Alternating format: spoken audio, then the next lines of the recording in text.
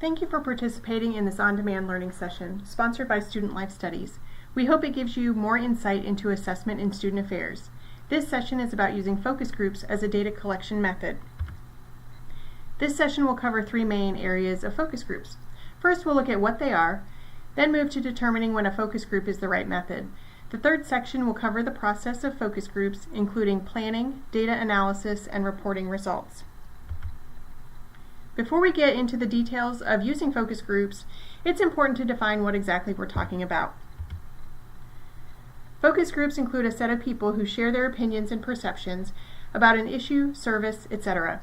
The participants have information about a particular issue, so they're rarely chosen or invited at random. During the focus group, a skilled facilitator guides the discussion about the issue in a non-judgmental environment. The facilitator does not need to be an expert in the topic, but they should have the ability to interact with others in a small group setting. What are the key attributes to a focus group? They usually have about 5 to 8 participants.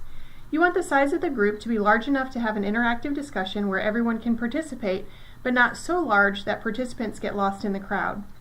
Participants have the opportunity to build upon other participants' ideas and provide a diversity of perspectives and opinions. As with all assessment and research endeavors, it's important to have a clear question or topic you want to address. This helps you determine that a focus group is the correct method for data collection and that the specific questions you ask participants will address your topic. The people who participate have certain characteristics that represent your topic of interest. This might be students who have participated in a particular program, activity, or service, staff who've worked at the institution for a particular period of time, or first-generation college students who have successfully transitioned to the institution. Focus groups provide qualitative data.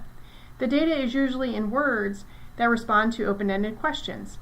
Participants can engage in conversation and add to each other's comments. Consensus is not the goal of a focus group, so participants can be influenced by comments and also provide opposing opinions. Focus groups are not just random questions. They're really focused discussion, usually using predetermined questions in sequence. Focus groups can be structured, meaning that there is a standard set of questions that the facilitator does not veer too far from. Focus groups can be semi-structured, which provides a general set of questions with some freedom to follow an interesting path that was not the central topic. Focus groups can also be unstructured with very little constraints, but if you're new to focus groups, this might be more challenging. Overall, the focus group addresses a topic of interest that is predetermined by the researcher. The responses should help the researcher answer their research questions. There are several reasons to choose a focus group as a data collection option. They can be used to guide decision making. The feedback from participants can guide you in a particular direction to make changes to your program or service. In addition, when you're creating a new program, service, or policy, for example, focus groups can give you a deeper understanding of the issues and perspectives.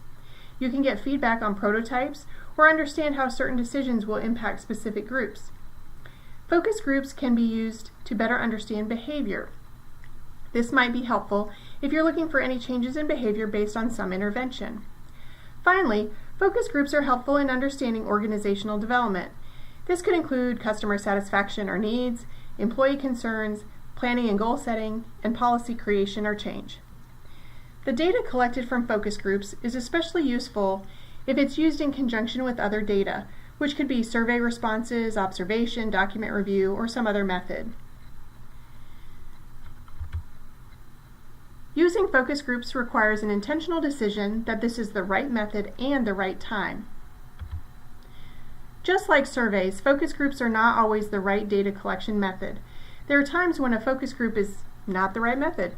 Here are a few examples when other methods might be appropriate. If you want to generalize to a population using statistical analysis, focus groups are not the method for you because the qualitative data from a small number of participants does not lead to generalization. In order for participants to fully engage in the focus group, there needs to be some level of trust with the facilitator, the other participants, and the topic. If there's not a level of trust, it might be better to gather data in a different way.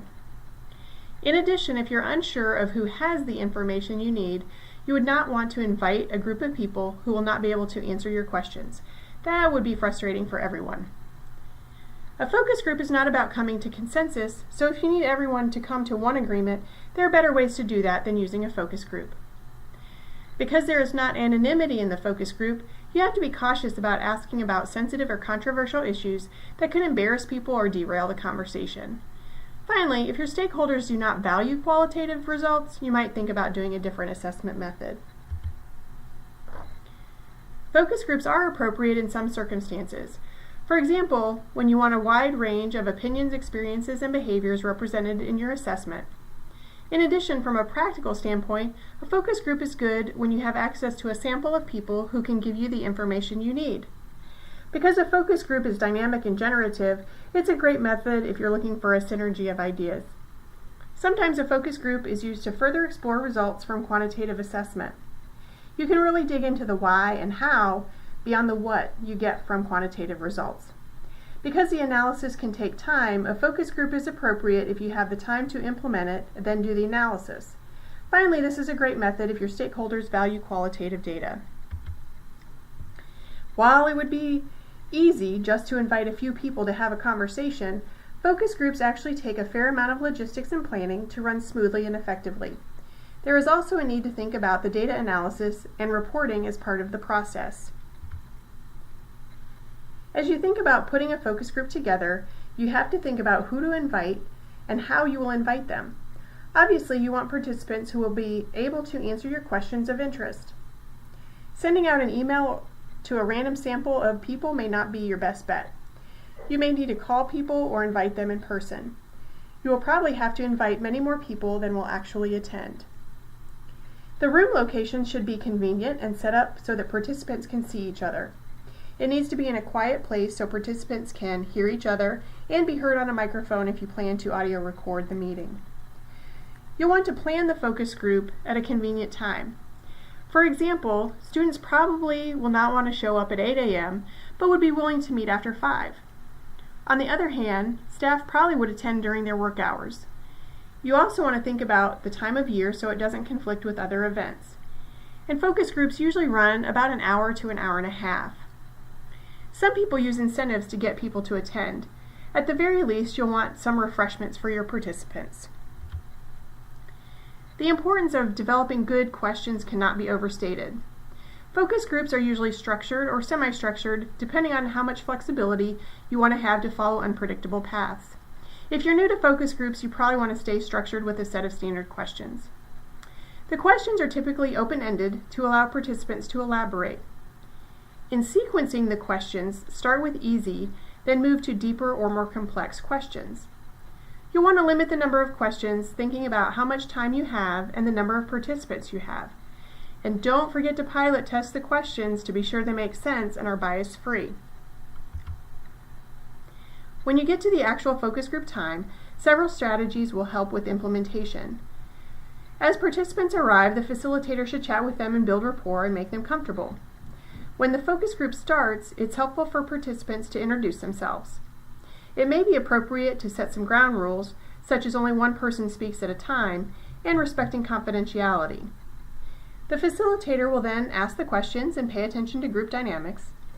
At the end, the facilitator will bring the focus group to a close by thanking participants, telling how their responses will be used, and giving them contact information in case they have further questions.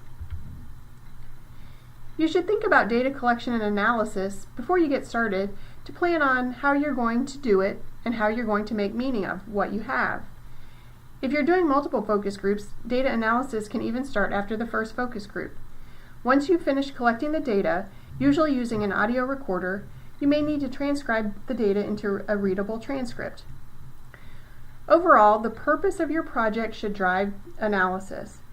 Are you looking for an overall view, specific ideas that could be themed or coded together, further understanding from quantitative results?